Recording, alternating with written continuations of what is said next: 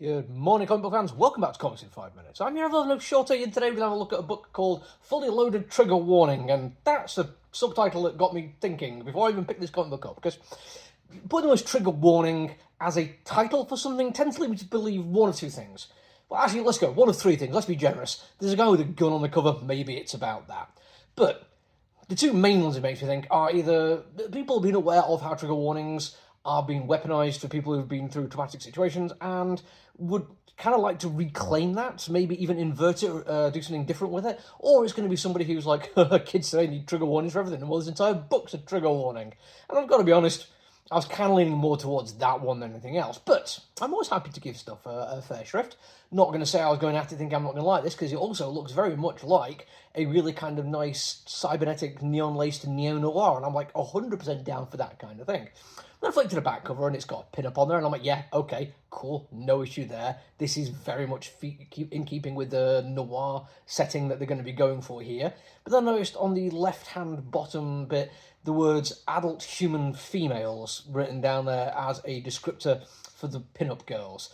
And, well, for people who may not be as terminally online as I am, I'm not aware of quite how loaded that is as a phrase, it certainly had me scratching my noggin just a little bit. Now, again, I'm not saying this can't be something which could be flipped and made more interesting. An awful lot of very terrible jokes that might be levelled against trans people have had that kind of thing happen to them. And not just trans people, queer people in general.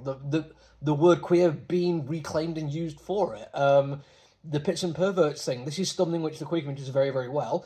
One of the most famous ones in recent years has been the whole I identify as an attack helicopter, and a queer writer made that into an absolutely fantastic sci-fi short story about queer representation, gender ideologies, kind of stuff, and also criticising the military-industrial complex. And I loved it. It's a really, really good story. I'd advise you to go and check it out. But those are two things, front and back cover, which I'm thinking, well, what's actually going to be inside here? And I was kind of okay to start off with, 100% like enjoying what they did visually. It's spectacular. To say it's all black and white, they really go full-out widescreen stuff, showing massive cityscapes and satellites in near-Earth orbit. It looks brilliant. It does everything I wanted it to do. Even quite rightly calls out venture capitalist, tech bro, futurist, great man of history, people who think that they are in the right, they know best, and they can absolutely 100% know what's best for everyone, and then proceed to pretty much destroy the climate of the planet. Leading to a kind of broken twisted future many decades later where, yes, the outskirts are very, very Mad Maxian, but in the cities it is kind of cyberpunky, and I'm okay with that. I like cyberpunk. It's a very good anti-capitalist, anti-corporate, anti-cop genre of science fiction, which I really, really like. However, in the past few years, there's been quite a little bit more attention put onto cyberpunk as a genre, and it turns out not everyone gets that. A lot of people out there seem to think, cool, cyberware, guns and katanas, yay, without realising what the genre's doing. And I'm not saying it's just the people engaging with the media, some of the people who create the media don't know what's going on in that one. So I'm thinking, maybe this has been set up to be like, well, it's actually those tech bros who came back and saved us. Maybe we're the good guys after all, and by averting a slow climate catastrophe, they did a big one, and now we're saved because we got past it. And I'm not saying that is going to happen, but there's a couple of things happening in the comic book which made me think that this isn't going to be the anti-capitalist thing I want it to be. Don't get me wrong, the trigger warning and the adult human females already had me nervous. But then it occurred to me after I'd read this book, when I went back, that there's literally only one female character with a line at all, and she's saying it while on a motorbike, flashing her ass to the main character. And I never expected to pass the Bechdel test anyway, but I was still a little bit disappointed by it. And then in the middle of this fantastic little sci-fi, cyberpunk, neo-noir, again, black and white, but done very effectively, city scene, we have a reference to the Chaikin Hotel.